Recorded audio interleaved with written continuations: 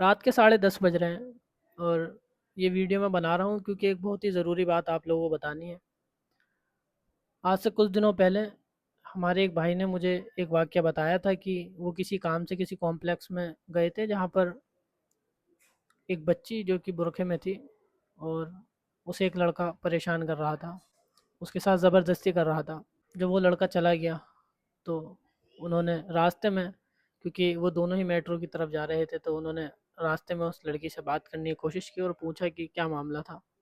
پہلے اس نے نہیں بتایا، لیکن ملٹیپل ٹائمز جب انہوں نے پوچھا تو کیونکہ وہ سیم میٹرو میں سیم کوچ میں تھے، تو پھر لڑکی نے بھی ہمت کر کے انہیں سارا واقعہ بتایا۔ لڑکی نے بتایا کہ کچھ لڑکی کے فوٹوز وغیرہ لڑکے کے پاس ہیں، وہ اسے بلیک میل کرتا ہے اور اسی طرح سے یہ انجان جگہ پر اس لڑکی کو بلاتا ہے۔ یہ بات میں آپ کو اس لیے بتا رہا ہوں کیونکہ اسی طرح کا ایک اور واقعہ میں نے آج سنا ہے اور یہ بہت بڑے اسکیل پر چیزیں ہو رہی ہیں۔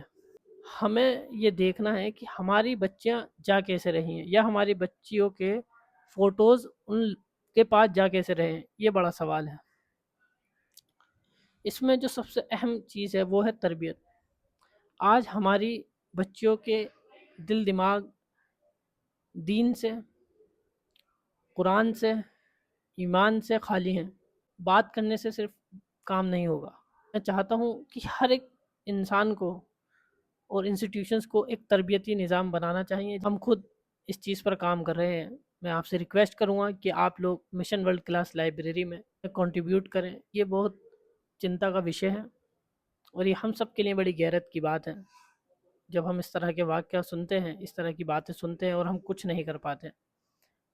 کم از کم ہم اتنا تو کر سکتے ہیں کہ اگر کوئی اس مسئلے پر کام کر رہا ہے، اس مسئلے کو حل کرنے پر کام کر رہا ہے، تو ہم کم سے کم اس کی ہیلپ کریں۔ میں جانتا ہوں ایک دم سے چیزیں ٹھیک نہیں ہوں گی، لیکن اگر ہم اسے کرنا شروع کریں گے تو مجھے یقین ہے واللہ ہم ایک دن اس چیز کو کر پائیں گے، تاکہ ہم اس طرح کے معاملوں کو روک سکیں۔ یہ کوئی اچھی بات نہیں ہے، یہ کوئی اچھی بات نہیں ہے۔ جب ہم اس طرح کے معاملے سنتے ہیں تو بڑا دل دماغ پریشان ہو جاتا ہے، کیونکہ وہ بچی کسی کی بھی بچی ہو سکتی ہے۔ ایسا نہیں ہے کہ ہم نے جس بچی کا واقعہ سنا ہے اس سے ہمارا کوئی تعلق نہیں ہے تو ہم جانے دیں، چھوڑ دیں۔ یہ ذمہ داری ہم لوگوں کی ہے کہ ہم اپنے بچوں کو سیفٹی پرووائڈ کریں۔ بس اتنا ہی۔